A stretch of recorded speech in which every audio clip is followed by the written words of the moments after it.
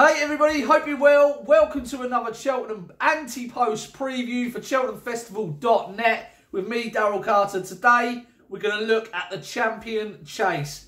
Run on the second day of the Cheltenham Festival, and it's hotting up to be a really great race this year. We're going to kick off and start off with a few stats, and this is a really interesting one. All 10 of the last 10 winners of the Champion Chase have run at Cheltenham. 6 of the last 10 have won at the course. So a really important stat to kick off with. Cheltenham course experience is key. The average official rating of a Champion Chase winner at Cheltenham is a huge 168. So the top quality class horses come to this race and they do well. Price does not matter in this case, in this race. Only 4 of the last 10 favourites have won. 2 of those were heavily odds on, and the average SP of a Champion Chase winner is 6 to 1. A really cracking looking race, and we're going to have a look at some of the market leaders now. And heading the market at 2 to 1, or best price at 11 to 5, is Defi de Saul for Philip Hobbs. This horse has had 3 starts this term. He's won 2 Grade 1s, one at Ascot, one at Sandown, and won the Grade 2 Schleur Chase, beating last year's Champion Chase second Politolog by 1 1/4 lengths. Tingle Creek was outstanding. Him and Underso on his second start at Sandown of the season in the Grade 1, battled all the way up the hill, and Defi de Saul come out and showed a completely different side to his character, a tenacious one, winning by a neck. The pair met again in the Clarence House at Ascot next time out, and Defi de Saul came out on top very easily. This horse won in almost a canter. The official distance was 2 3/4 lengths, but he could have won by 7 or 8 that day. It was really impressive considering Underso had all of his conditions he would have liked. Heavy ground, multiple winner at Ascot, soft lead out in front, and Defi de Saul took care of him. He is such a tactically versatile horse. He is outstanding and improving with every single start. He's only a 7-year-old. He could have plenty more to come. And the fact that he returns to Cheltenham, where he's got such a fantastic record, including winning the JLT last year, is only a benefit to him. Tactically versatile, like we say, he can sit in behind. He's got a turn of foot. He's got gears. There's lots to like about this improving sort for Philip Hobbs. He is the right market leader after winning the 2 key trial races, the 2 Grade 1s en route here, and he's going to be very tough to beat. His challenger from Ireland is Chacun Pour Soi for Willie Mullins. This race has eluded Willie Mullins for at least the last 10 years, but Chacun Pour Soi could be the real deal. He also has the beating of Defi de Saul from their Punchestown meet last year at the end of last season.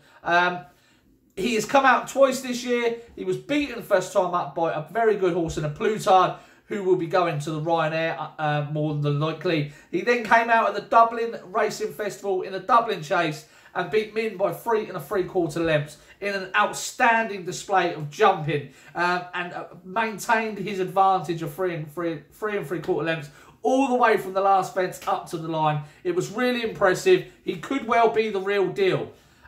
Negatives with Chacun Pour Soi.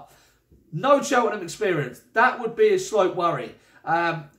He beat Min by 3 3/4 lengths. Min may well be a better horse over further these days, as he has proven in his last 5 or 6 starts.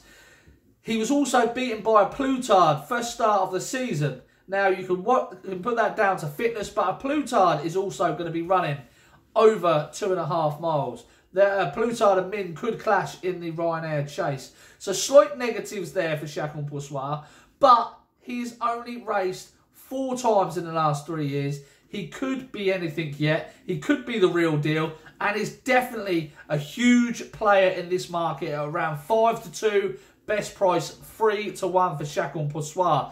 Next in line is the reigning champ, the 2-time Champion Chase winner, Altior, unbeaten over obstacles until his most recent start at Ascot, when he was on seasonal reappearance, stepped up and tripped to 2 miles 5.5 furlongs, and bumped into the highest rated horse in training in Surname. Now, I'm pretty sure we can forgive that. I thought it was a valiant effort. Clearly, Altior needed the run. He's needed the run every single season. He's not really putting an electric performance in each time. So I think we can write that off. Back at 2 miles, we are recording this before he runs at Newbury in a Game Spirit Chase, which is also a very good key trial for this race. And he could well shorten up in the market come the weekend.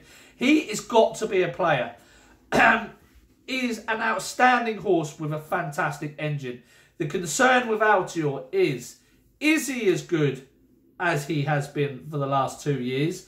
He is 10 years old now, and this is a deeper race than what he's been running in for a long time now. He's got some young whippersnappers coming up trying to take his crown, but it would be outstanding. The roof would come off the place at Cheltenham if Altior was to land a 3rd consecutive champion chase. He is an outstanding horse. He's rated 175. He is clear on official ratings, and all will rest on his Game Spirit Chase run at Newbury before coming on to this race. Next on the list is a Plutard at 12 to 1. So bar the top 3 in the market, we're now getting bigger in price. We're at double figure odds already. A Plutard is going to probably go to the Ryanair Chase, so we'll give him a skip. Cilios Emery is a dark horse in here. If Willie Mullins decides to throw a few arrows at this dartboard. Cilios Emery fell in the Dublin Chase behind Chacun Pour Soi at Leopardstown at the weekend at the first fence. We didn't even get to see him have a run for his money, but he is very quickly improving with each start. Previous to that, Corky beat Ballyosheen, a very good 160 rated horse by 7 lengths. That was an impressive performance. Previous to that, he won, beating Ornua by 9.5 lengths at Naas. He is a vastly improving horse, and he could still yet be anything. Min is next in line. Will go to the Ryanair. Surname is out at 16 to 1. This horse needs to prove he can go left-handed. He has achieved his rating at Ascot over 2 miles 5 on soft ground at Ascot, like we say. He's already proved when he went to step up in trip at the King George at Kempton that he cannot do it away from Ascot. So he's got question marks to answer, but is rated 177. And if you don't believe that he's earned that at Ascot, then he should be in with a right chance around 16 to 1. Douvan is next in line. Willie Mullins dab-handed in the champion chase this term. And if Douvan can make it, he's got to be a massive player. 16 to 1 looks huge for a horse of his potential. He's now a 10-year-old. We nearly got to saw him and Altior go head-to-head in the champion chase in 2018, but Douvan fell just before things were hotting up, and we really didn't get to see what was going to happen. But he has been sensational throughout his career, plagued with injury, which is a shame. We've only seen him 3 times since March 2017. If he's on song, Willie Mullins is the only man who can get him on song for the day. And if he can, he is a big player at double figure odds, Douvan. But that remains to be seen. This just goes to show how much depth is in this race. Last year's champion chase second, Politolog, is a 25 to 1 shot for Paul Nicholls, rated 165. Has not won for some time. Has been a bridesmaid in 3 of his last 5 runs. 5th, 4th, 4th for his other form figures. So he does need to improve. He looks to be a little bit regressive to me at the moment. But it's 25 to 1 if you like returning horses to Cheltenham, because they've got a fantastic record. Then we're out to the likes of Underso, who won't run here. Bundoran, Duke de Geneva, the Arkle winner from last season, who has been bitterly disappointed. Dynamite Dollars and Riders on the Storm, they're likely to go elsewhere. Perhaps Dynamite Dollars might return here after a very long layoff and an injury. But it looks worth focusing on the head of the market, and Chacun Pour Soi would be a doubt for me with the Cheltenham experience. These fences, this undulating track, this crowd atmosphere is going to be slightly different to anything he's seen before. He did handle the prelims at the Dublin Racing Festival very well, so that would give you some confidence that the Cheltenham crowd, etc., won't be on his case. But it's the undulating nature of Cheltenham. It's a specialist track, And like we say, horses with experience coming back to these races do exceptionally well. I have this between Altior and Defi de Sorbe. Now, I'm not as negative on Altior as everybody else is over his finishing second at Ascot. I'm more concerned whether he has got enough in the locker to improve or just keep that top level performance this time around. Defi de Sorbe done everything right. Really looks like the winner awaiting. I have it between the two. Chacun Pour Soi can follow him home in third. I'm not going to nail my colours to the board just yet, but I have it between the two. Let me know your thoughts. Comment down below if there's someone that I've missed or who you fancy. Let me know.